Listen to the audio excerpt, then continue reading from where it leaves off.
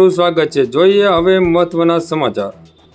તળાજા શહેરમાં પરપ્રાંતીય યુવક ડમ્પર નીચે ચગદાઈ જતા સ્થળ પર જ કમકમાટી ભર્યું મોત નીપજ્યું હતું।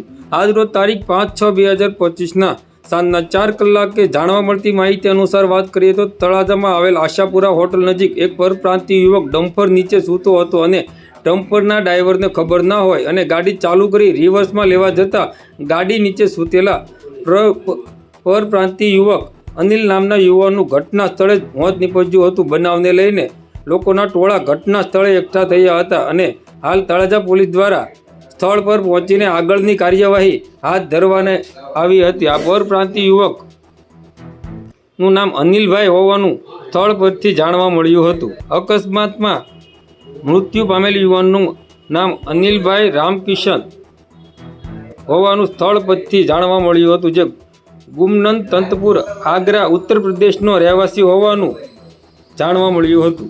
આવા અવનવા સમાચારો માટે અમારી થર્ડ આઈ એક્સપ્રેસને લાઇક, શેર અને સબસ્ક્રાઇબ કરવાનું ચૂકશો નહીં। આભાર, ધન્યવાદ।